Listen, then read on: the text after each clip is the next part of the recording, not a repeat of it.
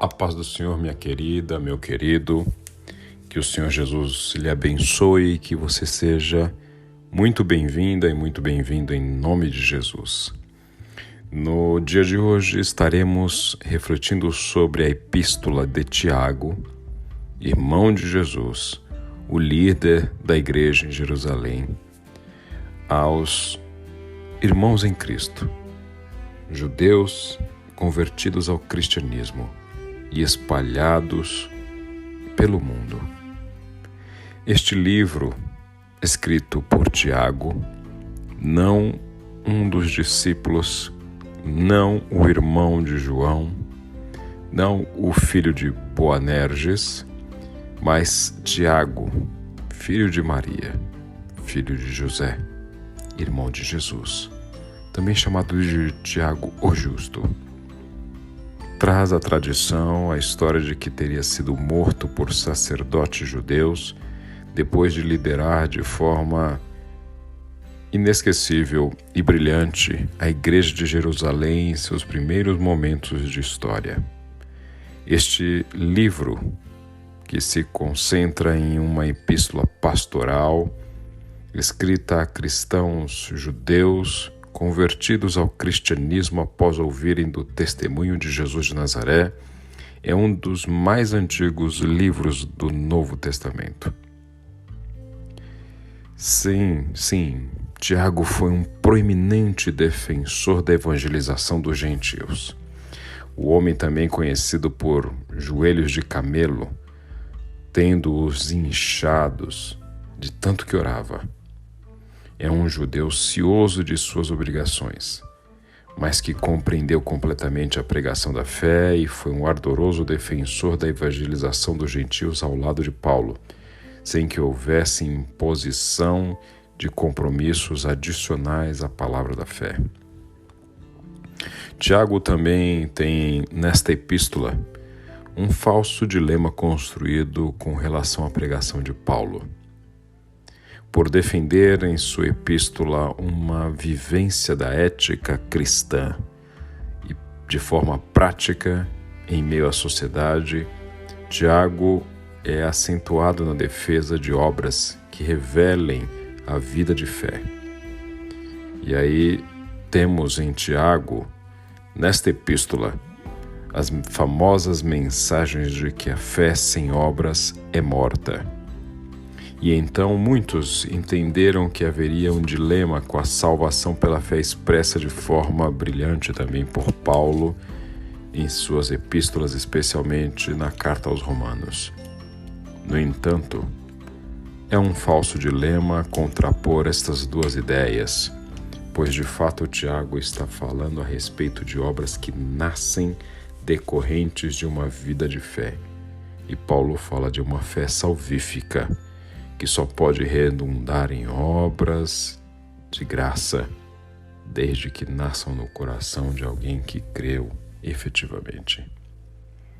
Esta carta é uma carta de um pastor preocupado com a sua igreja, preocupado com seus irmãos em Cristo espalhados pelo mundo, tentando condensar alguns ensinamentos que entendia mais urgentes, mais necessários para aquele tempo. E é assim que inicia o capítulo 1, com a mensagem de Tiago, deixando claro que estes santos precisavam perseverar em meio às provações.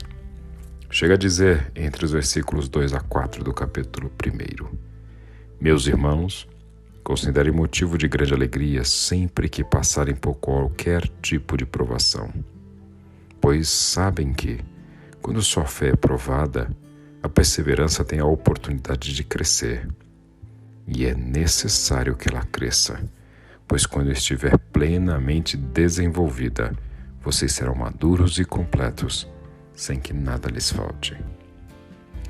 Continua prosseguindo em sua reflexão, falando a respeito de ricos e pobres.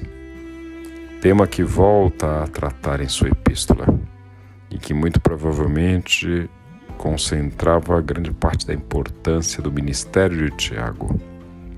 Quando começa a refletir sobre ricos e pobres, Tiago deixa claro que a riqueza deste mundo é nada sem Deus. Também fala a respeito das tentações da vida, de que estas jamais viriam de Deus. Na verdade, estas tentações são frutos do nosso pecado, da ação do diabo, mas que essas tentações podem nos fazer melhores, pois ao sermos testados, provados e aprovados, o Senhor então possa nos dizer, como diz o apóstolo em sua carta,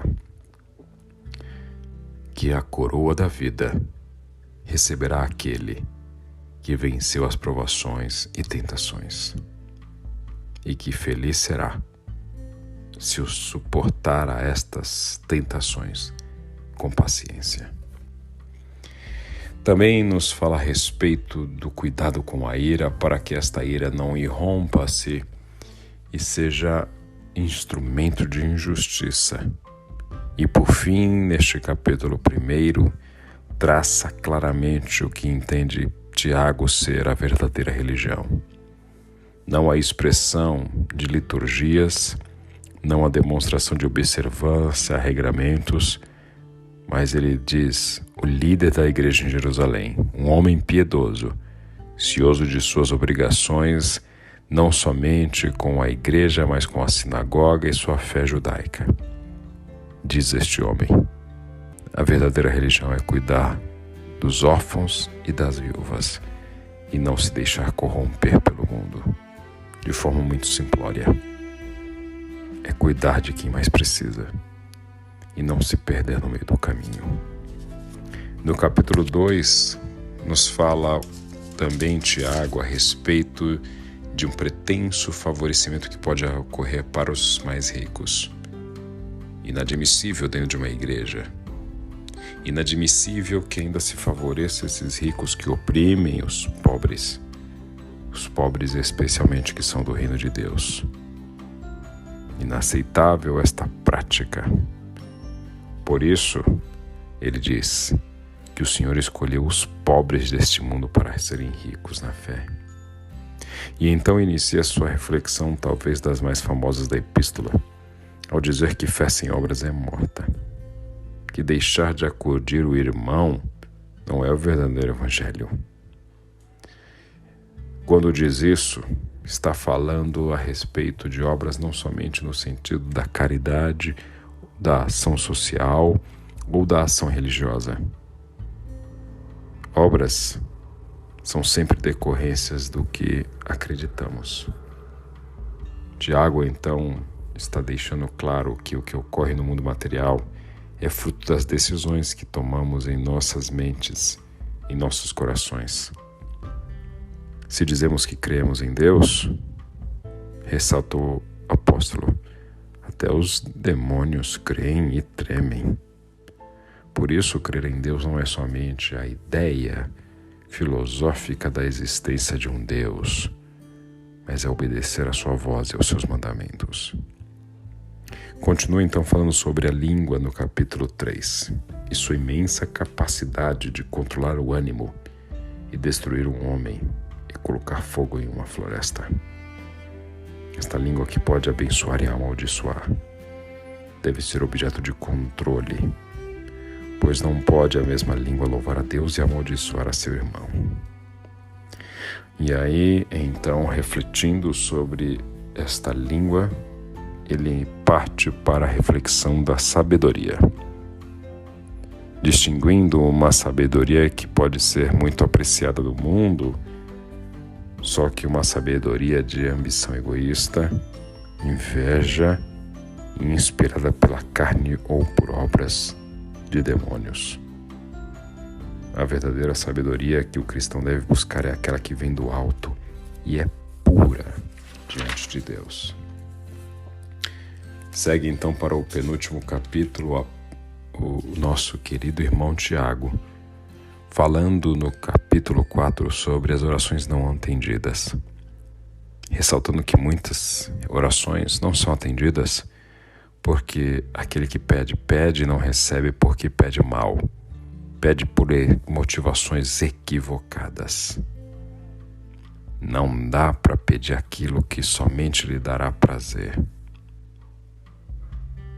Também revela em suas reflexões e orientações à igreja que não dá para ser amigo do mundo e de Deus ao mesmo tempo. Se tentarmos, a isso se denomina adultério, pois devemos ser fiéis a um, mas mantemos relação com o outro. Diz o nosso querido presbítero Tiago que é importante essa resistência dos servos de Deus ao lado de seu Senhor, resistindo ao diabo, submetendo-se ao Senhor, para que o Senhor a seu tempo o exalte. Também orienta a não julgar os outros, pois não temos legitimidade. Quem deve julgar é o Senhor, não somos nós. E então deixa claro que este que quer julgar, na verdade, deve se submeter ao governo soberano do Senhor. E por fim encerra dizendo algo que é fruto da mais explícita filosofia. Quando Tiago diz: é pecado, sim, é pecado saber o que se deve fazer e não fazer.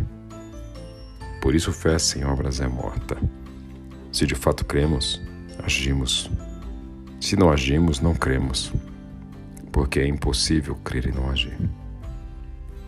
Encerra em seu capítulo 5, então, a epístola, advertindo aos maus ricos, ricos que oprimem os pobres, ricos que exploram os pobres, ricos que se tornam mais ricos, fazendo gente mais pobre.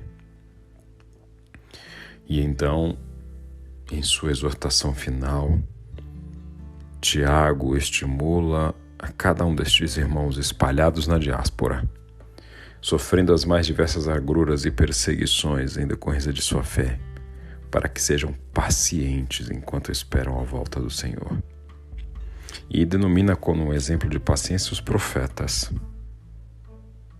Pacientes porque sofreram por falar em nome do Senhor. Mas eram homens e mulheres que decidiram ser pacientes, pois permaneceram firmes em meio à aflição. É por isso que Tiago deixa claro: o exemplo de paciência na Bíblia é gente que faz, gente que trabalha, gente que profetiza, gente que se atém a dizer sim, sim e não, não.